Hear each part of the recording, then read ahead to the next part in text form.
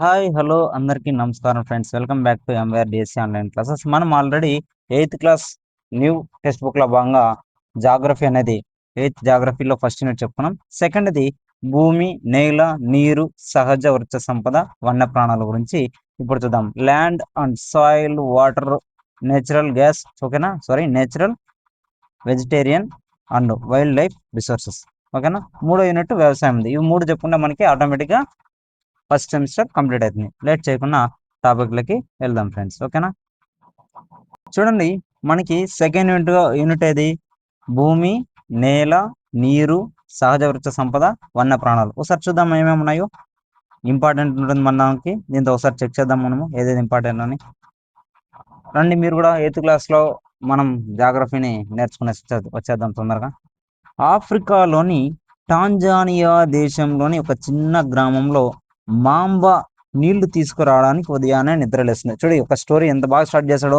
మనకి ఆఫ్రికా ఉంది, ఆఫ్రికాలోని టాంజానియా దేశం అనేది మనం ఆల్రెడీ ఈ ఈవీఎస్ అనేది 3rd, 4th, 5th చెప్పుకున్నాం. ఏమేమి ఈ సింపుల్గా ఇది ఒకసారి మ్యాప్ అనుకుంటే, ఓకేనా. ఇది ఎగ్జాంపుల్ చూడండి, ఇది ఒకసారి మ్యాప్ అనుకుంటే, ఈ మ్యాప్లో మనము ఇక్కడ ఆసియా, ఇక్కడ ఆఫ్రికా, ఇక్కడేముంది ఐరోపా, ఇక్కడ ఉత్తర అమెరికా, ఇక్కడ దక్షిణ అమెరికా, ఇక్కడ ఆస్ట్రేలియా, ఇక్కడ అంటార్టికా అని ఉందని మనము నీట్గా ఒక సింపుల్గా వరల్డ్ మ్యాప్ను గుర్తుపెట్టుకున్నాం, ఓకేనా. ఇప్పుడు ఇక్కడ ఈ ఆఫ్రికా ఉంది కదా, ఈ ఆఫ్రికాలో ఒక టాంజానియా దేశంలో ఏం జరుగుతుందంటే, ఆఫ్రికాలోని టాంజానియా దేశంలో ఒక చిన్న గ్రామంలో మాంబా, చూడు ఎవరు మాంబా, నీళ్లు తీసుకురావడానికి ఉదయాన్నే నిద్రలేసిందంట, ఓకేనా. మనం కూడా నీళ్లు పొద్దున్నే నిద్రలేస్తాం కదా, పల్లెటూరులో ఇప్పుడు కూడా తీసుకొస్తుంటారు అనమాట. దూరం పోయి చూద్దాం ఒకసారి. ఆమె చాలా దూరం నడిచి కొన్ని గంటల తర్వాత తిరిగి వచ్చింది. చాలా దూరం నడిచిపోయి కొన్ని గంటల తర్వాత తిరిగి వచ్చింది అనమాట. అనంతరం వాళ్ళ అమ్మకు ఇంటి పనిలో సహాయం చేసి తర్వాత తన సోదరులతో పాటు మేకలు కాయడానికి వెళ్ళింది. హాయ్ ఫ్రెండ్స్, మీరందరూ మేకలు కాసేకి వెళ్ళారా? వీడియోలో ఇన్స్టాగ్రామ్ రీల్స్ లో వస్తుంటాయి మేకలు ఫ్రెండ్స్, గొర్రెలు ఫ్రెండ్స్ అనేసి, చూసింటారు మీరు, ఓకేనా. ఈ ఈ మాంబ ఏం చేసింది, నీళ్లు తీసుకురావడానికి వెళ్ళి తర్వాత ఇంటి పనుల్లో అమ్మకు సహాయం చేసి తన సోదరులతో పాటు మేకలు కాయడానికి కూడా వెళ్ళిందనమాట. వారి కుటుంబానికి సొంతంగా వారి గుడిసెకు దగ్గరగా కొద్దిపాటి రాతి నెల కూడా ఉంది. చూడి, వారి ఫ్యామిలీకి అంటే వాళ్ళ కుటుంబానికి వాళ్ళ గుడిసెకు దగ్గరగా కొద్దిపాటి రాతి నేల ఉందనమాట. మాంబా వాళ్ళ నాన్న ఆ నేలను దున్ని అందులో కొన్ని జొన్నలు, చిక్కుళ్ళు పండిస్తాడు. ఎవరు? మాంబ వాళ్ళ నాన్న ఏం చేస్తాడు, అందులో కొన్ని జొన్నలు కానీ చిక్కీలు కానీ పండిస్తాడు అనమాట. అయితే అది సంవత్సరం అంతా వారి కుటుంబాన్ని పోషించడానికి సరిపోదు. ఎస్, వాళ్ళ నాన్నేమో పండిస్తాడు కానీ అది ఒక సంవత్సరానికి పూర్తిగా సరిపోదు అనమాట, ఓకేనా. నెక్స్ట్ చూడి, ఇది ఎక్కడ? ఆఫ్రికాలోని టాంజానియా దేశంలో ఒక చిన్న గ్రామంలో మాంబా గురించి తెలియజేసుకున్నాం అనమాట. ఇప్పుడు పీటర్ చూద్దాం. పీటర్ కుటుంబం న్యూజిలాండ్లోని గొర్రెల కాపర్, చూడు, గొర్రెల పెంపకానికి అనువుగా ఉండే ప్రదేశంలో నివసిస్తుంది. చూడు, పీటర్ కుటుంబం ఎక్కడ ఉంటుంది? న్యూజిలాండ్లో ఒక గొర్రెల పెంపకానికి అనువుగా ఉండే ప్రదేశంలో నివసిస్తారనమాట, ఓకేనా. వారి కుటుంబానికి ఊలు తయారు చేసే కర్మాగారం కూడా ఉంది. చూడు, పీటర్ కుటుంబానికి ఏముంది? ఊలు తయారు చేయడానికి కర్మాగారం కూడా ఉందన్నమాట. ప్రతిరోజు పాఠశాల నుండి ఇంటికి రాగానే వాళ్ళ బాబాయ్ గొర్రెల్ని ఎలా చూసుకుంటాడో గమనించేవాడు. ఎవరు? పీటర్ డైలీ స్కూల్కి వెళ్ళేసి వస్తాడనమాట. వస్తాను ఏం చేస్తాడు, వాళ్ళ బాబాయ్ గొర్రెల్ని ఏ విధంగా చూసుకుంటాడో బాగా గమనించేవాడు అనమాట. వారు గొర్రెల్ని మేపే వారి యొక్క గొర్రెల్ని మేపే ప్రాంతం కొండలలో విశాలమైన పచ్చిక మైదానంలో ఉంది. చూడు, వాళ్ళు గొర్రెలు మేపే ప్రాంతం ఎక్కడుంది? విశాలమైన పచ్చిక మైదానంలో ఉందన్నమాట. అది ఆధునిక పరిజ్ఞానంతో శాస్త్రీయ పద్ధతిలో నిర్వహించబడుతూ ఉందన్నమాట, ఓకేనా. నెక్స్ట్ చూడి, పీటర్ వాళ్ళ కుటుంబం సేంద్రియ వ్యవసాయం ద్వారా కూరగాయలు కూడా పండిస్తారు. మన పీటర్ వాళ్ళ కుటుంబం ఏ విధంగా చేస్తారు? సేంద్రియ వ్యవసాయం ద్వారా మనకి కూరగాయలు కూడా పండిస్తారనమాట. నెక్స్ట్ ఏమేమి చేస్తారు చూడండి. ఇప్పుడు ఆల్రెడీ మనం మాంబా అండ్ పీటర్ కుటుంబాలు ప్రపంచంలో వేరు వేరు ప్రాంతాల్లో ఉంటూ విభిన్నంగా జీవిస్తున్నారు. ఎస్, మనకి పీటర్ ఎక్కడ జీవిస్తున్నాడు, అదేవిధంగా మాంబా ఎక్కడ జీవిస్తుంది?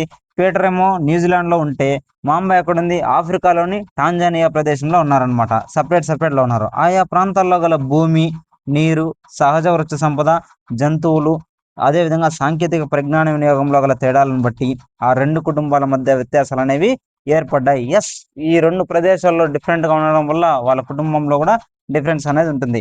ఈ సహజ వనరుల లభ్యతలో ఒక ప్రాంతానికి మరొక ప్రాంతానికి మధ్య వ్యత్యాసాలు 100% ఉంటాయి. కరెక్టా తప్ప? కరెక్ట్. ఇక్కడ కృత్యము అని ఇచ్చాడు. ఒకసారి చూద్దాం ఇది కూడా ఒకసారి. మీరు నివసించే ప్రాంతంలోని నేలలు, మట్టి రకం, నీటి లభ్యత పరిశీలించండి. అవి అక్కడి ప్రజల జీవన విధానాన్ని ఎలా ప్రభావితం చేస్తాయో మీ తరగతి గదిలో చర్చించండి. మీరందరూ ఫ్రెండ్స్ మీ ప్రాంతంలో ఉండే నేలలు గమనించారా? ఒకసారి గమనించండి. మట్టి ఏ విధంగా ఉంటుందో ఒకసారి చూడండి. మీ యొక్క నీటి లభ్యత, మీరు ఎటువంటి నీళ్లు తాగుతారు, ఓకేనా? మీ ప్రదేశంలో లభించే నీళ్లు ఏ విధంగా ఉన్నాయో ఒకసారి పరిశీలించండి అంటున్నాడు. ఓకేనా? పరిశీలించండి మీరు కూడా. ఓకేనా? మీకు తెలుసా అంటున్నాడు. ఇంపార్టెంట్, ఇవి మనకి ఎగ్జామ్ పాయింట్ ఆఫ్ లో ఖచ్చితంగా వస్తాయి. ప్రపంచంలో 90% జనాభా కేవలం 30% భూభాగంలో ఉన్నారు. Direct bit. ప్రపంచంలో 90% జనాభా కేవలం ఎంత శాతం భూభాగంలో ఉన్నారంటే 30% భూభాగంలో. మిగిలిన 70% భూభాగంలో చాలా తక్కువ జనాభా కలిగి ఉంది లేదా నివాస యోగ్యం అనేది లేదు. మిగిలిన 70%లో తక్కువ జనాభా ఉంది, లేదంటే నివసించే వాళ్ళే లేరనమాట. ఇది చాలా చాలా ఇంపార్టెంట్ బిట్, గుర్తుపెట్టుకోవాలి ఫ్రెండ్స్. ఓకేనా? స్టార్ గుర్తు వేసుకోండి మీరు. నెక్స్ట్ చూద్దాం ఒకసారి. ఇక్కడ మన భూమి, మీకు అందరికీ భూమి తెలుసు. ఓకేనా? చూద్దాం ఈ భూమిలో ఏమేమి ఉందో ఒకసారి మాట్లాడదాం. ఓకేనా? భూమి భూమి అత్యంత ముఖ్యమైన సహజ వనరుల్లో ఒకటి. కరెక్ట్ కదా? మన యొక్క సహజ వనరుల్లో అత్యంత ప్రాముఖ్యత కలిగినది ఏది? భూమి అనమాట. ఓకేనా? ఇది భూమి ఉపరితలంపై మొత్తం వైశాల్యంలో 30% ఉంది. గుర్తుపెట్టుకోండి, మన యొక్క భూమి ఉపరితలంపై మొత్తం వైశాల్యంలో 30% మాత్రమే ఉంది. ఏం సార్ మీరేమో భూమి అంటున్నారు, భూమి మొత్తం భూమి ఉంది, దాంతో ఓన్లీ 30% భూమి అంటున్నారే, మీరేందేం సార్ అంటే, ఈ కొద్ది శాతంలో కూడా కొన్ని ప్రాంతాల్లో నివాసయోగ్యం లేదు. మీరేందంతా వాటర్ ఉందని మనకు తెలుసు. భూమి గోళాకారంగా ఉందని తెలుసు. దాంతో 30% మాత్రమే మనకి ఒక భాగం భూభాగం, 3 భాగాలు జల భాగాలు ఉన్నాయని కూడా మనకు తెలుసు ఫ్రెండ్స్. ఓకేనా? చూద్దాం ఒకసారి. భూమి భూమి వాతావరణాల విశిష్ట లక్షణాల్లో గల తేడాల కారణంగా ప్రపంచంలో వివిధ భాగాలలో జనాభా విస్తరణ వివిధ రకాలుగా ఉంది. ఈ కఠినమైన స్థలాకృతి, పర్వతాల వాలు, లోతట్టు ప్రాంతాలు, ఎడారులు, దట్టమైన అడవి, ఇంకా ఏమేమి ఇచ్చారు చూడండి. దట్టమైన అడవి ప్రాంతాలు సాధారణంగా తక్కువ జనాభా లేదా జనావాసాలు లేని ప్రాంతాలుగా ఉంటాయని, అదేవిధంగా మైదానాలు, నదీ లోయలు వ్యవసాయానికి అనుకూలమైన భూముల్ని కలిగి ఉండటం వల్ల ఈ ప్రాంతాలు ప్రపంచంలో అత్యధిక జనాభాను కలిగి ఉంటాయి అంటున్నాడు. ఏం చెప్తున్నాడు చూడండి సార్, చూడండి ఫ్రెండ్స్ ఒకసారి ఏమంటున్నాడు.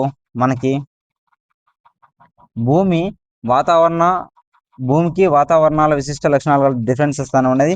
ప్రపంచంలో వివిధ భాగాలలో జనాభా విస్తరణ అనేది వివిధ రకాలుగా ఉంటుంది. జనాభా విస్తరణ అనేది ఒక్కో ప్రాంతంలో ఒక్కో విధంగా ఉంటుంది అనమాట.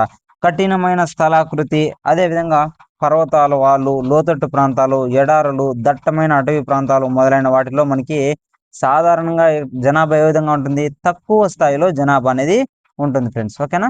తక్కువ జనావాసాలు లేని ప్రాంతాలు కూడా ఉంటాయన్నమాట. అదే మనకి మైదానాలు, నదీ లోయలు, వ్యవసాయాలకు అనుకూలమైన భూములు కలిగి ఉండడం వల్ల ఈ ప్రాంతంలో జనాభా ఏ విధంగా ఉంటుంది? ఎక్కువ జనాభా అనేది ఉంటుంది అని మీరందరూ గుర్తుపెట్టుకోవాలి ఫ్రెండ్స్.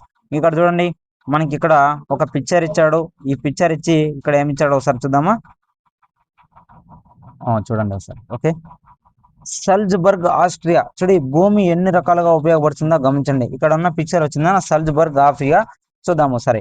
భూ వినియోగం అంటున్నాడు. ఈ భూ వినియోగంలో ఇక్కడ చూడండి జనాభా ఎంత ఎక్కువగా ఉన్నారు. నదీ ప్రాంతాల దగ్గర జనసాంద్రత ఎక్కువ ఉంటుంది, గుర్తుపెట్టుకోవాలి. ఓకేనా? భూమి చూడండి, భూమిని వ్యవసాయం, ఒక భూమి వల్ల వినియోగం, మనం భూమిని ఏ విధంగా వినియోగిస్తామో చూడండి ఒకసారి. భూమిని వ్యవసాయం, గనుల తవ్వకం, అడవుల పెంపకం, గృహ నిర్మాణం, రోడ్లు, పరిశ్రమల స్థాపన మొదలైన అనేక ప్రయోజనాల కోసం ఉపయోగిస్తున్నారు. కరెక్ట్ కదా? మన యొక్క భూమిని గనుల తవ్వకానికి కానీ, అడవుల పెంపకానికి కానీ, గృహ నిర్మాణం కానీ, రోడ్లకి, పరిశ్రమలకి మొదలైన అనేక రకాలుగా ఉపయోగిస్తున్నాం అనమాట. దీనినే భూ వినియోగం అని కూడా అంటారు. కరెక్టే. మన యొక్క మాంబా పీటర్ కుటుంబాలు భూమిని ఎన్ని విధాలుగా వినియోగిస్తున్నారు ఒక జాబితాను తయారు చేయగలరు అంటే చేయొచ్చు. ఓకేనా? ఎందుకంటే ఆ ప్రదేశాన్ని బట్టి డిఫరెంట్ గా ఉంటుంది కాబట్టి. ఓకేనా? చూద్దాం. భూ వినియోగం స్థలాకృతి, నేల, వాతావరణం, ఖనిజాలు, నీటి లభ్యత వంటి భౌతిక కారకాల ద్వారా నిర్ణయించబడుతుంది. కరెక్ట్ కదా? అక్కడ దొరికే ఏమేమి దొరుకుతాయి? ఆకృతి, ఆ స్థలం అనేది ఏ ఆకృతిలో ఉంది, ఆ నేల ఏ విధంగా ఉంది, దాని యొక్క వాతావరణ కండిషన్స్ ఏమి, దాంతో ఖనిజాలు ఉన్నాయా లేదా, నీటి లభ్యత అనేది ఉందా లేదా, వాటినన్నింటినీ కలిపి మనము ఈ భూమి వినియోగంగా మనం వివరించవచ్చు అనమాట. ఈ జనాభా సాంకేతికతను కూడా భూ వినియోగాన్ని నిర్ణయించడంలో ప్రధాన పాత్ర అనేది పోషిస్తుంది ఫ్రెండ్స్. నెక్స్ట్ చూడండి, భూమిని దాని యాజమాన్యం ఆధారంగా ప్రైవేటు భూమి, ప్రభుత్వ భూమి అని వర్గీకరించవచ్చు. చూడండి, భూమి యొక్క యాజమాన్యం ఆధారంగా మనం భూమిని ఏ విధంగా చెప్పొచ్చు? ప్రైవేటు భూమి లేదా ప్రభుత్వ భూమి అని వివరించవచ్చు అనమాట. చూడండి, ప్రైవేటు భూమి వ్యక్తుల యాజమాన్యంలో ఉంటుందన్నమాట. ప్రైవేటు భూమి అనేది వ్యక్తుల యొక్క ఆధీనంలో ఉంటుంది, యాజమాన్యంలో ఉంటుంది. ఈ ప్రభుత్వ భూమి అనేది ప్రజలందరూ ఉమ్మడి అవసరాలకు ఉపయోగపడే విధంగా ప్రభుత్వ యాజమాన్యంలో ఉంటుందన్నమాట. ఎగ్జాంపుల్ చూడండి, ఈ గ్రామాలలో పశువుల మేత, పండు విత్తనాలు, ఔషధ మొక్కలు పెంచుకోవడానికి అందుకే ప్రభుత్వ భూములను ఉమ్మడి వనరు అని కూడా అంటారు. మనము పెంచుకోవడం చూడండి, ఎగ్జాంపుల్ ఏమంటున్నాడు, గ్రామాలలో పశువుల మేత మేసుకోవడానికి కానీ, పండు విత్తనాలు, ఔషధ మొక్కలు పెంచుకోవడం మొదలైనవి మనము యూజ్ చేసుకోవచ్చు అనమాట ఈ భూముల్ని. అందుకే ప్రభుత్వ భూములను ఏమని చెప్పొచ్చు? ఉమ్మడి వనరులుగా కూడా పిలవచ్చు అనమాట. చూడండి, జనాభా మరియు వారి డిమాండ్లు పెరుగుతూనే ఉంటాయి. ఎస్, మన యొక్క జనాభా మరియు డిమాండ్లు అనేవి ఎప్పుడు పెరుగుతూనే ఉంటాయి, కానీ భూమి లభ్యత అనేది పరిమితంగానే ఉంటుంది. ఎంత జనాభా పెరిగినా భూమి అనేది పెరగదు. గుర్తుపెట్టుకోండి, భూమి ఎంత ఉందో అంతే ఉందన్నమాట. ఈ భూమి నాణ్యత కూడా వేరు ప్రాంతాల్లో వేరు రకాలుగా ఉంటుంది. ఎస్, ఈ భూమిలో నాణ్యత అనేది కూడా వేరు ప్రాంతాల్లో వేరు విధంగా కూడా ఉంటుంది ఫ్రెండ్స్. ఓకేనా? భూమిని చూడి ఏమంటున్నాడు, భూములను భూములను పట్టణ ప్రాంతాల్లో వాణిజ్య గృహ సముదాయాలను నిర్మించడానికి, అదే భూమిని పట్టణ ప్రాంతాల్లో దేనికి యూజ్ చేస్తారు? వాణిజ్యానికి, గృహ సముదాయాలు అంటే ఇళ్లను నిర్మించడానికి ఉపయోగిస్తారు. గ్రామీణ ప్రాంతాల్లో వ్యవసాయ భూమిని విస్తరించడానికి భూములను ఆక్రమించడం అనేది ప్రారంభిస్తారనమాట. ఈనాడు ప్రజలు భూమిని విస్తృతంగా వినియోగించడం వల్ల అది సమాజంలో సాంస్కృతిక మార్పులను కూడా కలుగజేస్తుంది. ఎస్, మనం భూమిని ఎక్కువ యూజ్ చేస్తున్నాం అనమాట. ఓకేనా? ఈ వ్యవసాయ విస్తరణ, నిర్మాణ కార్యకలాపాల ద్వారా భూమి క్షీణత జరగడం, కొండ చర్యలు విరిగిపడడం, అదేవిధంగా నేల కోత, ఎడారీకరణ మొదలైన సమస్యల వల్ల వాతావరణానికి ముప్పు అనేది ఖచ్చితంగా ఉంటుంది. నిజమే కదా ఫ్రెండ్స్? మనం ఈ భూమిని ఎక్కువ వినియోగించడం వల్ల భూమి క్షీణించడం జరుగుతుంది, భూమిలో సత్తువ అనేది తగ్గిపోతుంది, సారం అనేది, కొండ చర్యలు విరిగిపడతాయి, నేల కోత గురవుతుంది, ఎడారీకరణ అనేది జరుగుతుంది, మొదలైన ప్రధాన సమస్యల వల్ల పర్యావరణానికి కూడా ముప్పు ఉంది అంటున్నాడు. ఇక్కడ మనకు ఒక కృత్యం ఇచ్చారు. ఈ కృత్యం ఏమో ఒకసారి చూద్దాము. మీరు నివసిస్తున్న ప్రాంతంలో, ఫ్రెండ్స్ మేడమ్స్ చెప్పండి, మీరు నివసిస్తున్న ప్రాంతంలో కొన్ని సంవత్సరాలుగా భూ వినియోగంలో వస్తున్న మార్పులను గురించి మీ కుటుంబంలోని పెద్దలకు కానీ, పొరుగురుకు కానీ అడిగి తెలుసుకోండి. మీరు తెలుసుకున్న అంశాలను మీ తరగతి గదిలో ప్రదర్శించండి అంటున్నాడు. ఎస్, మీ యొక్క చుట్టుపక్కల ఉన్న మీ యొక్క భూమిని పూర్వం మీరు చిన్నప్పుడు ఏ విధంగా ఉంది, ప్రస్తుతం ఏ విధంగా మార్పు చెందింది అనేసి కనుక్కొని చేయండి అంటున్నాడు. ఓకేనా? నెక్స్ట్ చూద్దాం ఒకసారి ఫ్రెండ్స్. చూడండి, ఇక్కడ 1 2 3 4 ఇమేజెస్ చూడండి, భూ వినియోగంలో మార్పు వస్తుంది. ఎస్, ఇక్కడ ఎగ్జాంపుల్గా ఇచ్చినట్టు చూడండి ఒకసారి. ఇదే భూమి మీరు పుట్టక ముందు అనుకోండి, లేదంటే మీరు పుట్టక ముందు ఈ విధంగా ఉండింది, పుట్టిన తర్వాత ఈ విధంగా, అదే ఎగ్జాంపుల్ అనుకోండి. మళ్ళీ మీరు పెరిగి పెద్దదయ్యే కొందరికి ఈ విధంగా, ఇప్పుడైతే ఈ విధంగా. అంటే అప్డేట్ అనేది ఏ విధంగా మారుతుంది అనేసి గమనించండి. ఓకేనా? ఒకే భూమిని మనం ఏ విధంగా యూజ్ చేస్తున్నాం. ఓకేనా? నెక్స్ట్, భూ వనరుల సంరక్షణ అంటున్నాడు. ఇంపార్టెంట్ ఫ్రెండ్స్, చూద్దాం ఒకసారి. మనకి పెరుగుతున్న జనాభా, వారి యొక్క అవసరాలు, అటవీ భూములు, వ్యవసాయ యోగ్యమైన భూములు విధ్వంసానికి దారితీస్తున్నాయి. పెరుగుతున్న జనాభా కారణంగా వారి యొక్క అవసరాల కారణంగా మనకి ఏమేమి జరుగుతుంది? అటవీ భూములను కానీ, వ్యవసాయ యోగ్యమైన భూములను కానీ విధ్వంసానికి దారితీస్తున్నాయి. ఖచ్చితంగా బాగా యూజ్ చేస్తున్నాం మనం. ఓకేనా? ఈ భూమి అనబడే సహజ వనరు కోల్పోతే ప్రమాదాన్ని సృష్టిస్తుంది. ఎస్, మన యొక్క భూమి అనబడే సహజ వనరును మనం కోల్పోయే ప్రమాదాన్ని సృష్టిస్తుంది ఖచ్చితంగా. కాబట్టి ప్రస్తుత భూ క్షీణత రేటును తగ్గించుకోవాల్సిన అవసరం ఎంతైనా ఏర్పడింది. కరెక్ట్ కదా? మనము భూమిని కాపాడుకోవాల్సిన బాధ్యత ఉందన్నమాట. ఈ అడవుల పెంపకం, భూసేకరణ, రసాయనాల ఎరువులు, పురుగుల మందుల వాడకాన్ని నియంత్రించాలి. కరెక్ట్, మనం అడవులు పెంచాలి, భూసేకరణ, ఈ రసాయన ఎరువులు తగ్గించాలి, పురుగుల మందుల వాడకాన్ని నియంత్రించాలి, పశువులను అతిగా మేపడాన్ని కూడా తగ్గించడం మొదలైన చర్యలు చేపట్టి ఈ భూ వనరులను సంరక్షించుకోవచ్చు. ఇది ఇంపార్టెంట్ మీరు ఎగ్జామ్ పాయింట్ ఆఫ్ లో అడిగారు, గుర్తుపెట్టుకోవాలన్నమాట ఫ్రెండ్స్. ఓకేనా? భూ వనరుల సంరక్షణ అనేసి ఈ లైన్లు ఎత్తిస్తారనమాట. ఓకేనా? అడవుల పెంపకం, భూసేకరణ, రసాయన ఎరువులు, పురుగుల మందు వాడటాన్ని అనేసి ఇవ్వచ్చు. శిలాశైథిలం చూడండి, శిలాశైథిలం ఇది important bit, exam point of లో అడిగేస్తారనమాట. ఓకేనా? చూడండి ఏమడిగాడు. వాతావరణం చూడండి, వాతావరణంలోని మార్పుల వల్ల జంతువులు, మొక్కలు, మానవ చర్యలు ఫలితంగా రాళ్ళు బలహీనమై పగిలిపోయి మట్టిగా మారే ప్రక్రియ. చూడండి, వాతావరణంలో మార్పుల వలన జంతువులు, మొక్కలు, మానవ చర్యల యొక్క ఫలితంగా రాళ్ళు బలహీనమై పగిలిపోయి మట్టిగా మారే ప్రక్రియను మనం ఏమనొచ్చంటే శిలాశైథిల్యం అంటారు. డైరెక్ట్ పెట్టి క్వశ్చన్ ఇచ్చేసి దీన్ని ఏమంటారంటే శిలాశైథిల్యం అంటారు. గుర్తుపెట్టుకోవాలి ఫ్రెండ్స్, ఓకేనా. నెక్స్ట్, నేలలు మృత్తికలు అంటున్నాడు.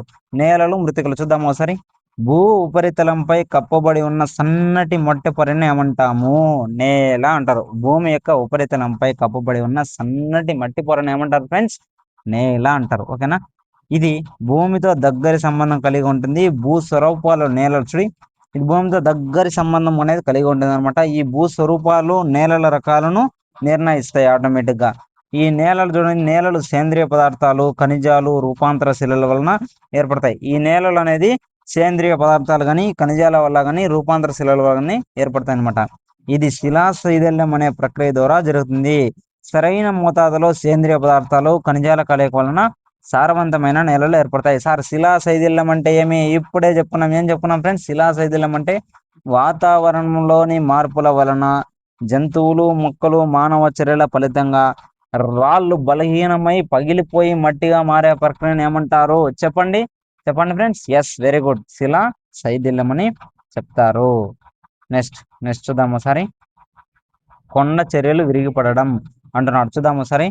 చూడండి, భూమి ఏటవాలుగా ఉన్న ప్రాంతాల్లో చూడి కొండ చర్యలు అంటున్నాడు. భూమి ఏటవాలుగా ఉన్న ప్రాంతాల్లో రాళ్ళు, మట్టి కలిసిన భాగాలు అకస్మాత్తుగా విరిగిపడడాన్ని కొండ చర్యలు విరిగిపడడం అంటారు. చూడి, భూమి ఏటవాలుగా ఉన్న ప్రాంతంలో, భూమి ఈ విధంగా ఉందనుకోండి ఫ్రెండ్స్. ఏటవాలుగా ఉన్న ప్రాంతంలో ఇక్కడ ఒక రోడ్డు ఉంది అనుకున్నాం, ఓకేనా. ఇదంతా మనకి ఈ విధంగా ఉందనుకో. ఈ ఏటవాలుగా ఉన్న ప్రాంతంలో మనకి ఈ రాళ్ళు, మట్టి అనే ఉంటాయి. ఇవన్నీ అకస్మాత్తుగా దీని మీద పడిపోయినాయి అనుకో, రోడ్డు పైన, దాన్ని మనము కొండ చర్యలు విరిగిపడ్డం అంటారు, ఓకేనా. ఇక్కడ చూడండి, ఇవి తరచుగా భూకంపాలు, వరదలు, అగ్నిపర్వత విస్ఫోటం సమయంలో ఏర్పడతాయి. దీర్ఘకాలం పాటు వర్షాలు కురిస్తే వర్షపాతం అనేది దీర్ఘకాలం పాటు వర్షపాతం వల్ల కూడా కొండ చర్యలు విరిగిపడి నదీ ప్రవాహాలు కొంతకాలం పాటు అడ్డుకుంటాయి. ఈ నదీ ప్రవాహాలు నిలిచిపోయినప్పుడు వాటిని దగ్గరగా లోతట్టు ప్రాంతాల్లో వినాశనం అనేది సంభవించవచ్చు. ఈ కొండ ప్రాంతాలు ఇవి తరచుగా జన నష్టం, ఆస్తి నష్టం కలుగజేస్తూ ఉంటాయి. ఇక్కడ చూడండి, ఇక్కడ కొండ చర్యలు విరిగి పడిపోయినాయి చూడండి. మనకి ఇక్కడ పిక్చర్లు ఇచ్చారు కదా, పక్కనే ఉంది చూడండి ఒకసారి. ఇది రోడ్డు, ఇక్కడంతా బిల్డింగ్స్ అనేవి ఉన్నాయి. ఇక్కడ వచ్చి పడిపోయింది అనమాట, ఓకేనా. ఇది మనకి కొండ చర్యలు విరిగిపడ్డం అనమాట, ఓకేనా.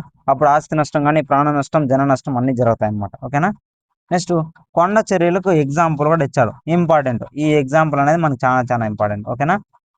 హిమాచల్ ప్రదేశ్ రాష్ట్రంలోని హిమాచల్ ప్రదేశం రాష్ట్రంలోని కిన్నౌర్ జిల్లాలో రికాంగ్ సియో సమీపంలో చూడి, హిమాచల్ ప్రదేశంలోని కిన్నౌర్ జిల్లా. మన ఆంధ్రప్రదేశ్లో ఎన్ని జిల్లాలు ఉన్నాయి చెప్పండి?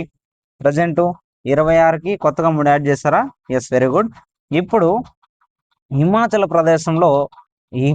ప్రదేశ్ రాష్ట్రంలో కూడా ఒక జిల్లా ఉంది. ఆ జిల్లా పేరేమి చెప్పాలి మీరు? కిన్నౌర్ జిల్లాలో రికాంగ్ పియో అనే సమీపంలో పాంజీ గ్రామం, పాంజీ గ్రామంలో భారీ కొండ చర్యలు విరిగిపడ్డాయి. దీనివల్ల 200 మీటర్ల విస్తీర్ణం గల పాత హిందుస్థాన్ టిబెటన్ ప్రాంతంలో, ఓకేనా, పాత హిందుస్థాన్ టిబెటన్ రోడ్ అనేది 22వ నంబర్ జాతీయ రహదారి దెబ్బతినింది. 200 మీటర్ల విస్తీర్ణం గల పాత హిందుస్థాన్ టిబెటన్ రోడ్ అనేది 22వ జాతీయ నంబర్ రహదారి దెబ్బతినిందనమాట. ఈ కొండ చర్యలు విరిగిపడడం వలన తీవ్రమైన పేలుడు కారణంగా సంభవించాయన్నమాట ఇవి, ఓకేనా. ఈ పేలుడు వల్ల కొండవాళ్ళు ప్రాంతం అనేది బలహీనపడి రహదారులు, సమీప గ్రామాలకు తీవ్ర నష్టం అనేది వాటిల్లిందనమాట. ఈ ప్రాణ నష్టం జరగకుండా ఉండేందుకు పాంజీ గ్రామం మొత్తం ఖాళీ చేయించారనమాట. హిమాచల్ ప్రదేశంలో రాష్ట్రంలోని కిన్నౌర్ జిల్లాలో మనకి పాంజీ గ్రామం, పాంజీ గ్రామంలో మనకి ఈ ఆస్తి నష్టం అనేది జరిగింది ఫ్రెండ్స్, ఓకేనా. భారీ పేలుడు కారణంగా ఇది జరిగింది. ఏ ప్రాంతంలో సార్ అంటే రికాంగ్ పియో. ఏ ప్రాంతం ఫ్రెండ్స్? రికాంగ్ పియో. నెక్స్ట్ మనకి కొండ చర్యలు ఉపశమన చర్యలు. ఈ కొండ చర్యలు లెక్క పడిపోతాయి గదా! వాటికి ఉపశమన చర్యలు ఏ విధంగా చేస్తామో ఒకసారి చూద్దాం ఓకేనా? అభివృద్ధి చెందుతున్న శాస్త్ర సాంకేతిక పరిజ్ఞానం వల్ల కొండ చర్యలు విరిగి పడిపోవడాన్ని గల కారణాలు, వాటిని నియంత్రించే మార్గాలను తెలుసుకున్నాము. వీటి నుండి రక్షణ పొందడానికి కొన్ని విస్తృతమైన ఉపశమన చర్యలు కూడా పాటించవచ్చు. యెస్. బాగా అభివృద్ధి చెందుతున్న శాస్త్ర సాంకేతిక పరిజ్ఞానం వల్ల ఈ కొండ చర్యలు విరిగిపోవడానికి గల రీజన్స్ అనేవి కనుక్కున్నాం మనము. వాటిని నియంత్రించే మార్గాలు కూడా మనము తెలుసుకున్నామనమాట. తెలుసుకోగలుగుతాం. వీటి నుండి రక్షణ పొందడానికి కొన్ని విస్తృతమైన ఉపశమన చర్యలు పాటించాలంటున్నాడు. ఒకసారి చూద్దాం. చూద్దాం ఒకసారి. ప్రమాదాలకు గురయ్యే ప్రాంతాలను ముందుగానే గుర్తించి అక్కడ నివాస స్థావరాలు నిర్మించడాన్ని నివారించాలి. ఎస్. కొండ ప్రాంతంలో ఇప్పుడు ప్రమాదాలు జరుగుతాయన్న సమయంలో అక్కడ మనము నివాస ప్రాంతం అనేది చేయకూడదు అనమాట. ఓకేనా? ఏటవాళ్ళ నుండి జారిపడే ప్రాంతాల్లో వాటిని ఆపడానికి గోడలు నిర్మించాలి. ఎస్. ఇక్కడ పక్కన అడ్డుగోడ, ఈ గోడలు కట్టారు చూసారా? మీరు ఎప్పుడన్నా తిరుమల వెళ్ళంటే తిరుమల ఘాట్ రోడ్ లో మీకు గోడలు కట్టింటారు సైడ్ కి. ఓకేనా? ఆ కొండ చర్యలు విరిగి పడిపోకుండా. ఓకేనా? మీకు ఈజీ గుర్తుంటుంది ఫ్రెండ్స్. ఓకేనా? ఈ కొండ చర్యలు విరిగి పడడాన్ని ఆపడానికి చెట్లను అధికంగా పెంచాలి. అక్కడ ఎక్కువ చెట్లు అనేది కూడా పెంచుంటారు. గమనించండి మీరు ఒకసారి. వర్షపు నీటి ప్రవాహం వల్ల కొండ చర్యలు కదలికను ఆపడానికి ఉపరితల నీటి ప్రవాహాన్ని కూడా మనం నియంత్రించాలి అంటున్నాడు. ఈజీగా నియంత్రించవచ్చు ఫ్రెండ్స్. ఓకేనా? ఇది మనకి నెక్స్ట్. ఇది ఇంపార్టెంట్ చూడండి. ఇది కూడా ఒకసారి మీకు తెలుసా ఒకసారి తెలుసుకుందాం మనం అందరము. రండి ఒకసారి. ఏమంటున్నాడు? 1 సెంటీమీటర్ మృత్తిక తయారు కావడానికి కొన్ని వందల సంవత్సరాలు పడుతుంది. డైరెక్ట్ బిట్ 1 సెంటీమీటర్ మృత్తిక తయారు కావడానికి కొన్ని వందల సంవత్సరాలు పడుతుంది. ఎన్ని సంవత్సరాలు పడుతుంది? 100, 10 సంవత్సరాల, 1000 సంవత్సరాల అని అడిగితే 100 సంవత్సరాలని గుర్తుపెట్టుకోవాలి ఫ్రెండ్స్. ఓకేనా? ఇక్కడ చూడండి. నేల స్వభావం అంటున్నాడు. ఇక్కడ చూసారా? మనకి నేల స్వభావం. నేల చూడండి, ఇది ఒక భూమి అనుకుంటే ఈ భూమిలో ఏమేమి ఉంటుంది? కింద చూడి మాతృశిల అంటే రాళ్లతో ఉంటుంది అనమాట. శైథిల్యం చెందిన శిలా పదార్థం అనేది ఇక్కడ ఉంటుంది. పైన చూడండి, ఇసుక, రాతిపొడి, బంకమట్టి కూడిన నేల అనేది ఉంటుంది అనమాట. పైన హ్యూమస్, వృక్షాలు లేదా మొక్కలతో కూడిన పైపొర అనేది ఉంటుంది. ఇది మీకు అందరూ గమనించుంటారు. ఈ పైన ఉండే పొర మీరు అందరూ చూసే ఉంటారు. దీని కింద ఉండే ఇసుక, రాతిపొడ, బంకమట్టితో కూడినది కూడా మీరు అందరూ గమనించే ఉంటారు ఫ్రెండ్స్. మాక్సిమం చూసే ఉంటారు. కొంతమంది చూడకపోవచ్చు, కానీ ఖచ్చితంగా ఎక్కడో చూసింటారు అనమాట. వీళ్ళు శిలా శైథిల్యం చెందిన పదార్థం చూడకపోవచ్చు. ఈ మాతృశిల అనేది కూడా మీరు చూడకపోవచ్చు. కాకపోతే మనం కూడా ఇప్పుడు అందరూ చూసేసాం కదా, ఎక్కడ బుక్ లో ఖచ్చితంగా మన పిక్చర్ లో ఇచ్చారు కాబట్టి ఈజీగా చూసేసాం అనమాట. అది నేల యొక్క స్వభావం. నెక్స్ట్, మాతృకలు అంటే నేలలు ఏర్పడడానికి ప్రధాన కారణాలు అంటున్నాడు. ఒకసారి ఈ కారణాలు చూద్దామా. ప్రధానంగా మాతృశిలల యొక్క మాతృశిలలు అనేది స్వభావం, వాతావరణం, నేలలు ఏర్పడడానికి ప్రధాన కారకాలు. చూడి, ఈ ప్రధానంగా మాతృశిలల స్వభావం కానీ వాతావరణం అనేది నేలలు ఏర్పడడానికి ప్రధాన కారకాలు అనమాట. ఈ స్థలాకృతి, సేంద్రియ పదార్థం, నేల ఏర్పడడానికి పట్టిన సమయం అనునవి ఇతర కారకాలుగా మనం చెప్పొచ్చు. ఇవన్నీ ఒక ప్రదేశానికి మరొక ప్రదేశానికి భిన్నంగా మారుతూ ఉంటాయి. ఎస్. ఈ నేల పడడానికి ఒకసారి పిక్చర్ లో చూద్దాం. వాతావరణం, ఇది ఇంపార్టెంట్ ఫ్రెండ్స్, గుర్తుపెట్టుకోండి. వాతావరణము, కాలము, వృక్ష జంతు జీవావరణం, భౌగోళిక స్వరూపం, మాతృశిల అంటున్నాడు. ఓకేనా? ఇవన్నీ ఇంపార్టెంట్. ఏ విధంగా సార్? చూసేద్దాం ఒకసారి నీట్ గా. వాతావరణం చూడండి, ఉష్ణోగ్రత. ఓకేనా? ఉష్ణోగ్రత, వర్షపాతం, శైథిల్య రేటును, హ్యూమస్ నిర్మాణాన్ని ప్రభావితం చేస్తాయి. డైరెక్ట్ గా అడగచ్చు. ఈ వాతావరణము, ఉష్ణోగ్రత, వర్షపాతము, శైథిల్య రేట్ అనేది హ్యూమస్ నిర్మాణాన్ని ప్రభావితం చేస్తాయి. హ్యూమస్ నిర్మాణాన్ని ప్రభావితం చేసేదేమి? వాతావరణం, ఉష్ణోగ్రత, వర్షపాత, శైథిల్య రేట్ అని గుర్తుపెట్టుకోవాలన్నమాట. కాలం అంటే చూడండి, కాలం అనేది నేల పొర మందాన్ని నిర్ణయిస్తుంది. ఓకేనా? ఇది అంతా మనకి నేల యొక్క నిర్మాణాన్ని ప్రభావితం చేసే అంశాలు ఇవన్నీ. కాలం అనేది నేల పొర మందాన్ని నిర్ణయిస్తుంది అనమాట. నెక్స్ట్ చూడండి, వృక్ష జంతు జీవావరణం అనేది హ్యూమస్ ఏర్పడే రేటును ప్రభావితం చేస్తుంది. హ్యూమస్ ఏర్పడే రేటును ప్రభావితం చేసేది వృక్ష జంతు జీవావరణం అని గుర్తుపెట్టుకోవాలి. నెక్స్ట్, భౌగోళిక స్వరూపం అనేది ఎత్తు, వాలు అనేవి మాతృక రేటును నిర్ణయిస్తాయి. మాతృక ఏర్పాటుకు నిర్ణయించేదేమి? ఈ భౌగోళిక స్వరూపంలో ఎత్తు, వాలు అనేవి ఉపయోగిస్తారు అనమాట. ఓకేనా? నెక్స్ట్, మాతృశిల రంగు, రూపం, రసాయన లక్షణాలు, ఖనిజ పదార్థాలను నిర్ణయిస్తుంది. ఈ మాతృశిల అనేది రంగు, రూపం, రసాయన లక్షణాలు, ఖనిజ పదార్థాలు నిర్ణయిస్తుంది అనమాట. ఇది మనకి నేల నిర్మాణం, నేల యొక్క నిర్మాణాన్ని ప్రభావితం చేసే అంశాలుగా మనము చెప్పవచ్చు ఫ్రెండ్స్. ఓకేనా. నెక్స్ట్ చూడండి ఒకసారి ఏముందో ఒకసారి చూద్దామా మనము. ఓకే, ఇక్కడ ఒక కృత్యం ఇచ్చాడు. ఈ కృత్యం ఏదో ఒకసారి చూస్తాము. ఓకేనా. భారతదేశంలో నల్ల మృత్తికలు, ఎర్ర మృత్తికలు, లాటరైట్ మృత్తికలు, ఎడారి మృత్తికలు, పర్వత మృత్తికలు అనబడే మృత్తిక రకాలున్నాయి. మీ ప్రాంతంలోని వివిధ రకాల మృత్తికలను సేకరించి అవి ఏ విధంగా ఏ భిన్నంగా ఉన్నాయో పరిశీలించండి. ఇంపార్టెంట్ ఇక్కడ ఇంపార్టెంట్ ఒకసారి చూసేద్దాం. ఓకేనా. నల్ల మృత్తికలు 1, ఎర్ర మృత్తికలు 2, లాటరైట్ మృత్తికలు 3, ఎడారి మృత్తికలు 4, పర్వత మృత్తికలు 5. ఎన్ని రకాలు ఇప్పుడు చెప్పండి. భారతదేశంలో మృత్తిక రకాలు ఎన్ని? 5 రకాల మృత్తికలు. ఎన్ని? 5 రకాల మృత్తికలు అనేవి ఉన్నాయి. ఇంపార్టెంట్. ఓకేనా. ఇక్కడ చూద్దామా ఒకసారి. నేల క్షీణత, మృత్తికా క్రమక్షయం లేదా సంరక్షణ పద్ధతులు అంటున్నారు. చూడండి, ఈ మృత్తికా క్రమక్షయం లేదంటే నేల కోత అనేవి మృత్తిక అంటే నేల అనే ఒక సహజ వనరుకు గల ప్రధాన సమస్యలు. కరెక్ట్ కదా. మన నేలకు ప్రధాన కారణం, ప్రధాన సమస్య ఏమనంటే ఈ మృత్తిక క్రమక్షయం. మట్టి అనేది కొట్టుకెళ్ళిపోతుంది కదా. నేల కోత అనేవి మనకి సహజ వనరులు, సహజ కారణాలుగా చెప్పవచ్చు. ఈ మానవ సహజ కారకాలు ఈ మృత్తిక నేల క్షీణతకు దారితీస్తాయి. కరెక్టే కదా ఫ్రెండ్స్. మనకి ఏమంటున్నాడు అంటే చూడండి, మానవ సహజ కారకాలు అనేవి మన యొక్క నేల క్షీణతకు దారితీస్తాయి. మనం చేసే తప్పులు కూడా ఆటోమేటిక్గా ఈ నేలను ప్రభావితం చేస్తాయి. అటవీ నిర్మూలన, రసాయన ఎరువులు, క్రిమిసంహారక మందులు వాడడం, వర్షం నీటి ప్రవాహం, కొండ చర్యలు విరిగిపడడం, వరదల వంటి వాటికి ఉదాహరణలుగా చెప్పవచ్చు. ఎస్, మనం మానవ సహజ కారణాలుగా మనం ఏమేమి చెప్పొచ్చండి. అటవీ నిర్మూలన కానీ, రసాయన ఎరువులు వాడడం అనేది మానవ కారణాలుగా, క్రిమి సంహారక మందులు కూడా మానవ కారణాలు.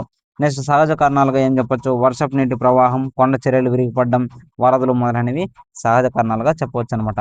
ఈ మృత్తిక అంటే నేల సంరక్షణ పద్ధతులు కొన్ని కింద ఇవ్వబడ్డాయి. Important friends, important. Exam point of view number of times అడిగాడు. ఓకేనా. మల్చింగ్ అంటున్నాడు. మల్చింగ్ డైరెక్ట్ బిట్ అడుగుతాడు. చూడండి, మొక్కల మధ్య గల ఖాళీ స్థలంలో సేంద్రియ పదార్థాలను నిండిన పొడవైన గుండ్రటి కట్ట వలె ఉంటుంది. అది నీళ్ళలోని తేమను పట్టి ఉంచుతుంది. డైరెక్ట్, మొక్కల మధ్య గల ఖాళీ స్థలంలో సేంద్రియ పదార్థాలను నిండిన పొడవైన గుండ్రని కట్ట వలె ఉంటుంది. అది నీళ్ళలోని తేమను పట్టి ఉంచుతుంది. అది ఏదిరా అంటే మల్చింగ్. మల్చింగ్ అంటే ఏమంటే మొక్కల మధ్య గల ఖాళీ స్థలంలో సేంద్రియ పదార్థాల్లో నిండిన పొడవైన గుండ్రని కట్ట వలె ఉంటుంది. నేలలో తేమను పట్టి ఉంచుతుంది. కాంటూర్ బారియర్స్ అంటారు. నెంబర్ ఆఫ్ టైమ్స్ బిట్స్ వచ్చినాయి. కాంటూర్ బారియర్స్ అంటే వాలు ప్రాంతాలలో రాళ్ళు, గడ్డి, మట్టితో వరుసగా కట్టలు కడతారు. చూడి, మన యొక్క వాలు ప్రాంతాల్లో రాళ్ళు, గడ్డి, మట్టితో వరుసగా కట్టలు అనేవి కడతారు. ఈ కట్టలకు ముందు భాగంలో వీటిని సేకరించడం కోసం కందకాలు అనేవి తవ్వుతారు. ఇవి మనకి కాంటూర్ బారియర్స్ అనమాట. వాలు ప్రాంతంలో రాళ్ళు, గడ్డి, మట్టితో వరుసగా కట్టలు కడతారు. ఈ కట్టల ముందు భాగంలో ఏం చేస్తాం, వాటిని నీటిని సేకరించడం కోసం కందకాలు అనేవి తవ్వుతారు. Rock dams important. కొండ పై భాగం నుండి వచ్చే నీటి ప్రవాహ వేగాన్ని తగ్గించుటకు రాళ్లతో కడతారనమాట. ఇది నష్ట తీవ్రతను తగ్గిస్తుంది. పైనుంచి వాటర్ వస్తుంది కదా కొండపై భాగం నుంచి, వాటర్ ఫ్లోని తగ్గించడానికి మనకి ఈ రాక్ డ్యామ్స్ అనేవి కడతారు ఫ్రెండ్స్. ఓకేనా. ఇక్కడ చూడండి, టెర్రస్ ఫార్మింగ్. చూడండి, టెర్రస్ ఫార్మింగ్ అనేది ఏ విధంగా ఉంటుంది ఒకసారి చూసారా. టెర్రస్ ఫార్మింగ్ అంటే ఏం సార్ అంటే టెర్రస్ పైన పోయి చేసే ఫార్మింగ్ కాదు, ఈ విధంగా ఉంటుంది అనమాట. ఓకేనా. చూడండి, కాంటూర్ ప్లాంట్ అనేవి ఈ విధంగా ఉంటుంది అనమాట. టెర్రస్ ఫార్మింగ్ ఇచ్చాడు చూడండి మనకి. ఏమోసారి చూద్దామా. ఈ టెర్రస్ ఫార్మింగ్ అంటే సోపాన వ్యవసాయం అంటారు. తెలుగులో ఇచ్చినాడనుకో బిట్టు ఎగిరిపోతుంది మనకి. సోపాన వ్యవసాయం అంటే ఏం సార్ అంటే ఏటవాలు ప్రాంతాల్లో వెడల్పోయిన మెట్టు ఆకారంలో నేలను చదును చేసి పంటలు పండిస్తారు. ఇది ఉపరితల నీటి ప్రవాహాన్ని, నేల కొరతను నివారిస్తుంది. చూడి, ఇది వాలుగా ఉండే కొండ ప్రాంతంలో ఈ విధంగా మనం చేసి పంటలు అనేది పండిస్తామన్నమాట. ఓకేనా. అంతర పంటలు అంటున్నాడు. అంతర పంటలు అంటే ఈ విధానంలో భిన్న రకాల పంటలను ఒకేసారి వేరు వరుసల్లో సాగు చేస్తారు. ఇది నీటి ప్రవాహాలకు నేల కొట్టుకోపోకుండా కాపాడుతుంది. చూడి, భిన్న రకాల పంటలను ఒకేసారి వేరు వరుసల్లో సాగు చేస్తే మనకి వాటర్ అనేది, నీటి ప్రవాహం అనేది నేలను కొట్టుకుపోకుండా చేస్తుంది అనమాట. కాంటూర్ ఫ్లయింగ్ అంటారు. చూడి, కాంటూర్ ఫ్లయింగ్ అంటున్నాడు. ఒకసారి దీని గురించి కూడా చూద్దాం ఫ్రెండ్స్. ఓకేనా. కొండవాలు చూడు, కొండవాలుకు సమాంతరంగా కాంటూర్లను తవ్వడం ద్వారా వాలు వైపుగా నీరు ప్రవహించకుండా సహజ అవరోధంగా ఉపయోగపడుతుంది. ఇక్కడ ఇచ్చారు చూడండి, ఈ కాంటూర్ ప్లానింగ్ అనేది ఈ విధంగా చేసామనుకో వాటర్ అనేది మనకి ఇబ్బంది లేకుండా, అవరోధం లేకుండా వస్తుంది అనమాట. Shelter belt important friends. Shelter belt ఇక్కడ చూడండి, షెల్టర్ బెల్ట్ అనేది ఈ విధంగా ఉంటుంది అనమాట. ఓకేనా, ఫిగర్ 2.7 లో చూడండి, ఇది షెల్టర్ బెల్ట్. ఏమంటే కోస్తా పొడి ప్రాంతాల్లో గాలుల యొక్క ఉధృతిని తగ్గించి తద్వారా నీళ్ళల సంరక్షణ కోసం మొక్కలను వరుస గట్లపై పెంచుతారు. ఈ పొలం అనుకో వరుసగా పెంచారనమాట. ఎందుకంటే ఈ గాలుల యొక్క ఉధృతిని తగ్గించి మన యొక్క నేలను సంరక్షణ కోసం మొక్కలు అనేది నాటుతారనమాట. ఓకేనా, అది కూడా ఇంపార్టెంట్ ఫ్రెండ్స్. ఓకేనా, నెక్స్ట్ చూడండి ఒకసారి, ఇక్కడ కృత్యం ఇచ్చాడు. ఈ కృత్యం కూడా మనకు అందరికీ తెలిసిందే. ఇవి చూడండి, ఇప్పుడు దీంతో వాటర్ పోసాము, ఇక్కడ మట్టి ఎక్కువ ఉంటుందా కొట్టుకుపోతుందా పోదా, ఇక్కడ వాటర్ పోసాం, మట్టి ఎక్కువ ఉంటుందా కొట్టుకుపోతుందా కొట్టుకుపోదా. ఇక్కడైతే చెట్లు లేవు కాబట్టి, మొక్కలు లేవు కాబట్టి కొట్టుకొచ్చేస్తుంది మొత్తం. ఇక్కడైతే మట్టి అనేది కొట్టుకుపోదనమాట, ఎందుకంటే చెట్లు ఆ మొక్కలు అనేవి లాగుతాయి. ఓకేనా, ఇక్కడ అదే ఇచ్చింటాడు. ఒకే పరిమాణంలో గల ఏ, బి అనే 2 ట్రేలను తీసుకున్నాం. ఓకేనా, ట్రేలకు ఒక చివరన 6 రంధ్రాలు చేసి రెండింటికి ఒకే పరిమాణంలో మట్టితో నింపేశాం. ఏ అలాగే ఉంచి బి ట్రేలో కొన్ని గోధుమ మొక్కల గింజలు నాటండి. గోధుమ గింజల మొక్కలు నాటేసాం. బి ట్రేలోని ధాన్యం సెంటీమీటర్లు ఎత్తు పెరిగే వరకు వదిలేసాం, పెరిగేసింది. తర్వాత ఏ, బి ట్రేలను ఒకే నిష్పత్తి ఎత్తులో వాలుగా పెట్టేసిన తర్వాత ఒక్కొక్క ట్రేలో సమాన ఎత్తు నుండి ఒక్క జగ్గుతో నీటిని పోసేసాం. వాటర్ కూడా పోసేసాం సమాన ఎత్తులో. 2 ట్రేలకు ముందుగానే చేసిన రంధ్రాల నుండి మట్టి కారే చోట 2 పాత్రలు ఉంచండి, పెట్టేసాం. ఓకేనా, ఇప్పుడు ఒక్కొక్క ట్రే నుండి ఎంత మట్టి కొట్టుకొని వచ్చిందో పరిశీలించండి. మొక్కలు లేని ఏ ట్రేలోని మట్టి ఎక్కువగా కొట్టుకొని పోయినట్లు మనము గమనించాం. ఇది మనకి కృత్యం ఇచ్చారు ఫ్రెండ్స్. ఓకేనా, నెక్స్ట్ నీరు గురించి ఇచ్చాడు. ఓకేనా, ఈ నీరు గురించి తెలుసుకున్న ముందు మీకు తెలుసా అని ఇచ్చాడు. చాలా ఇంపార్టెంట్, గుర్తుపెట్టుకున్నాము సరే. 1975వ సంవత్సరంలో ఒక మనిషి యొక్క సగటు నీటి వినియోగం 3850, ఓకేనా, క్యూబిక్ అంటే కిలోమీటర్ పర్ ఇయర్. అంటే అది సంవత్సరానికి 2000, సంవత్సరం నాటికి అది అంటే 2000 సంవత్సరం నాటికి 6000 క్యూబిక్ కిలోమీటర్లుగా ఉందన్నమాట. 1975లో అయితే 3850 ఉంటే మనిషి యొక్క సగటు నీటి వినియోగము 2000 సంవత్సరానికి 6000కి వచ్చిందనమాట. ఓసారి చూద్దాం ఇక్కడ ఏముందనేసి. ఓకేనా ఫ్రెండ్స్, నీరు అంటున్నాడు. ఈ నీరు గురించి తెలుసుకోమలే చూడండి. ఓకేనా, నీరు ఒక ముఖ్యమైన పునరుత్పాదక సహజ వనరు. ఎస్, వాటర్ అనేది ఒక ముఖ్యమైన పునరుత్పాదక సహజ వనరుగా చెప్పొచ్చు. భూమి ఉపరితలం అనేది నాలుగింట్లో 3 భాగాలు. ఓకేనా, 4ఇంట్లో 3 భాగాలు అనేది నీటితో కప్పబడి ఉందన్నమాట. అందువల్లనే భూమిని మనం ఏమని చెప్పొచ్చు, నీటి గ్రహం అని చెప్పవచ్చు అనమాట. దాదాపు 350 మిలియన్ల సంవత్సరాల పూర్వమే మహాసముద్రాల నుండి జీవం ఉద్భవించింది. జీవం అనేది ఏ సముద్రం నుంచి ఉద్భవించింది ఫ్రెండ్స్? మహాసముద్రాల నుంచి ఉద్భవించింది అనమాట. ఈనాటికి మహాసముద్రాల భూమిపై 2 వంతులు ఆక్రమించి అనేక రకాల మొక్కలు, జంతువులకి ఆధారంగా ఉన్నాయి. ఎస్, ఇప్పుడు కూడా మహాసముద్రాలు అనేవి భూమిపై 3 భాగాలు అనేవి ఉంటే 2 భాగాలు ఆక్రమించాయి అనమాట. ఓకేనా, ఆక్రమించి మొక్కలు, జంతువులకు ఆధారంగా ఉన్నాయన్నమాట. ఈ సముద్ర జలం అనేది ఉప్పుగా ఉండడం వల్ల మానవ వినియోగానికి అవి యూజ్ అవుతాయి అంటే యూజ్ కావని గుర్తుపెట్టుకోవాలి. మంచినీరు భూమిపై కేవలం ఎంత పర్సెంటేజ్ ఉంది? 2.7% మాత్రమే ఉందన్నమాట. ఈ నీటిలో దాదాపు 70% అంటార్టికా, గ్రీన్లాండ్ పర్వత ప్రాంతాల్లో మంచు పలకలు, హిమనీ నది రూపంలో ఉంది. ఈ 2.7% మాత్రమే ఉంది. ఈ నీటిలో కూడా 70% ఎక్కడుంది మనకి? అంటార్టికా ఎక్కడున్నది? అంటార్టికా తెలుసు కదా మీకు. ఓకేనా, నెక్స్ట్ గ్రీన్లాండ్ పర్వత ప్రాంతాల్లో ఈ మంచు పలకల రూపంలో, హిమనీ నది రూపంలో ఉందన్నమాట. ఈ నీరు ఉన్న ప్రాంతాలను బట్టి మనకు అందుబాటులో లేదనమాట. ఓకేనా, కేవలం 1% మంచినీరు మాత్రమే మానవ వినియోగానికి అందుబాటులో ఉంది. మొత్తం నీరు అడిగితే 2.7 అడగాలి, 2.7 అని పెట్టాలి. కానీ ప్రస్తుతం వాడుకలో ఉన్న వాటర్ ఎంత అంటే 1% మాత్రం, 1% మాత్రమే ఉందన్నమాట వినియోగానికి. ఇది భూగర్భ జలాలు, నదులు, సరస్సులు, వాతావరణంలోని నీటి ఆవిరి రూపంలో ఎంత పర్సెంటేజ్ ఉంది ఫ్రెండ్స్? 1% మాత్రమే ఉందని మనము గుర్తుపెట్టుకోవాలన్నమాట. ఓకేనా, నెక్స్ట్ చూడండి, కాబట్టి మంచినీరు చూడు, మంచినీరు భూమిపై గల అత్యంత విలువైన పదార్థం అని చెప్పొచ్చు. భూమి నుండి నీటిని తీసివేయడం గాని, కలపడం గాని వీలు పడదు. భూమిపై నీటి పరిమాణం స్థిరంగా ఉంటుంది. ఈ సముద్ర చూడు, మహాసముద్రాలు భూమిపై గల నీరు బాష్పీభవనం, అవపాతం, ఉపరితలం ప్రవాహం అనే ప్రక్రియ ద్వారా భూమిని చేరుకుంటున్నాయి. ఎస్, మన యొక్క భూమి పైన వాటర్ అనేది బాష్పీభవనం చెంది మళ్ళీ మనకి చల్లబడి ఈ వాతావరణం జలచక్రం ద్వారా వస్తుందన్నమాట. దీనినే నీటి చక్రం లేదా జలచక్రం అని అంటారని మనకి ముందే తెలుసు అనమాట. మీకు తెలుసా అంటున్నాడు. చాలా చాలా ఇంపార్టెంట్, గుర్తుపెట్టుకోండి. నెంబర్ ఆఫ్ టైమ్స్ బిట్ అనేది వస్తుంది. బొట్టు బొట్టుగా కారే ఒక నీటి కుళాయి వల్ల సంవత్సరానికి 1200 లీటర్ల నీరు అనేది వృధా అవుతుంది. చుక్క చుక్క చుక్క చుక్కల వల్ల మనకి నీరు కారుతుంది కదా, ఆ చుక్కలు చుక్కలు అనేవి ఒక సంవత్సరానికి పెడితే మనము 1200 లీటర్ల నీరు అనేది వృధా అవుతుందని మీరందరూ గుర్తుపెట్టుకోవాలి ఫ్రెండ్స్. ఓకేనా? నెక్స్ట్ మనకి చూడండి ఒకసారి ఏముందో. మానవులు తాగడానికి, బట్టలు ఉతకడానికి మాత్రమే కాక ఉత్పత్తి ప్రక్రియలో భాగంగా నీటిని ఎక్కువగా వినియోగిస్తున్నారు. ఎస్, మనము ఈ పరిశ్రమలో కూడా ఎక్కువ వాటర్ అనేది యూస్ చేస్తున్నాం. వ్యవసాయం, పరిశ్రమలు, విద్యుత్ ఉత్పత్తి మొదలైన వాటికి నీటిని అనేది ఉపయోగిస్తున్నారు అనమాట. పెరుగుతున్న జనాభాకి అనుగుణంగా ఆహార వాణిజ్య పంటల కోసం పెరుగుతున్న డిమాండ్, అదేవిధంగా పట్టణీకరణ, పెరుగుతున్న జీవన ప్రమాణాల వలన మంచినీటి కొరత అనేది ఏర్పడుతున్నది. అందువల్ల నీటి వనరుల లభ్యత తగ్గిపోవడం, నీటి కాలుష్యం అనేది కూడా పెరుగుతుంది. కరెక్ట్ కదా? ఈ వాటర్ అనేది ఎక్కువ యూస్ చేస్తున్నామంట. ఇక్కడ కృత్యం ఇచ్చారు, ఒకసారి చూడండి. ఒక పట్టణవాసి, ఓకేనా, ఒక పట్టణవాసి రోజుకి 150 లీటర్ల వాటర్ అనేది యూస్ చేస్తాడనమాట పర్ డే. ఓకేనా? చూడండి, మనోడు దేనికి యూస్ చేస్తాడు చూడండి. వినియోగం, ఒక వ్యక్తికి రోజుకి ఏ విధంగా ఈ లీటర్లు అనేది వాడతారు చూద్దాం ఒకసారి.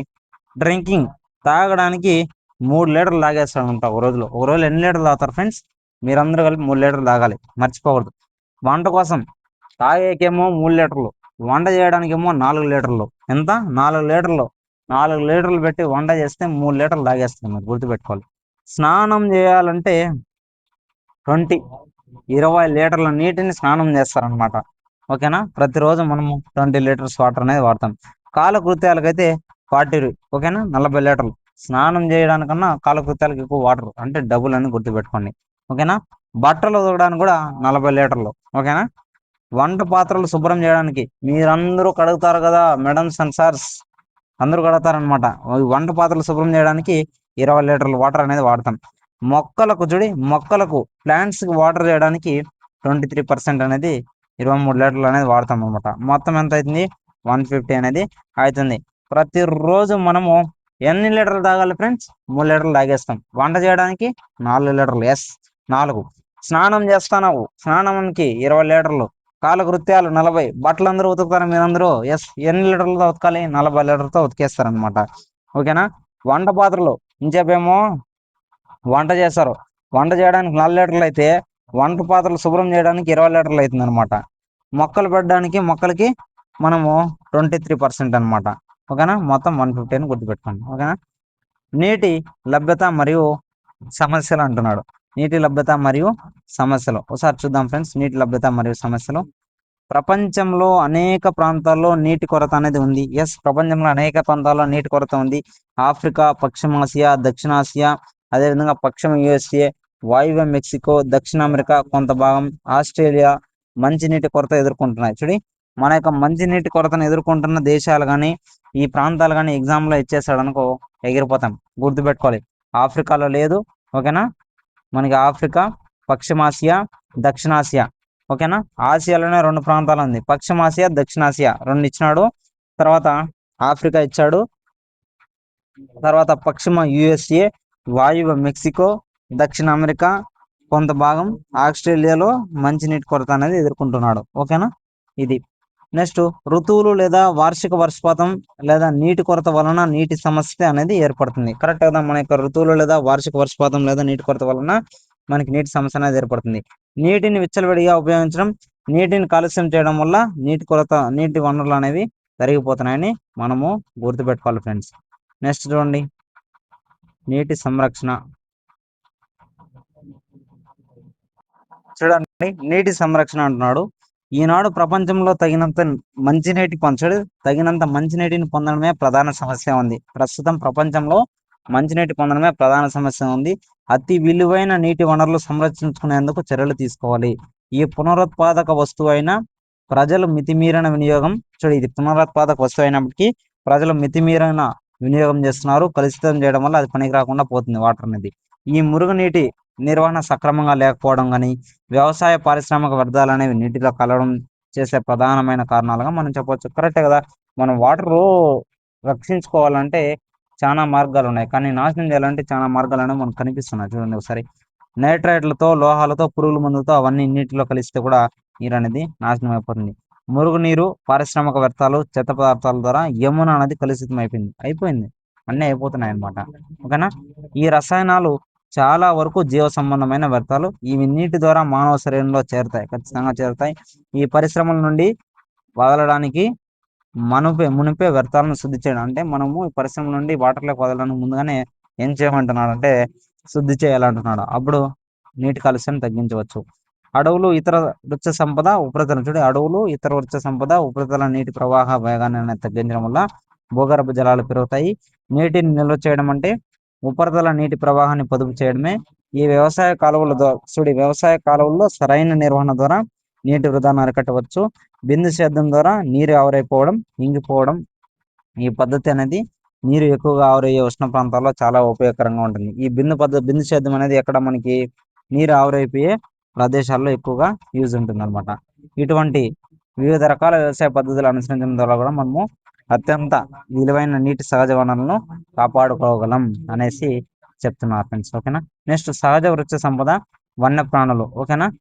దీని గురించి మనము నెక్స్ట్ వీడియోలో నీట్గా చెప్పుకున్నాం ఫ్రెండ్స్. ఓకేనా?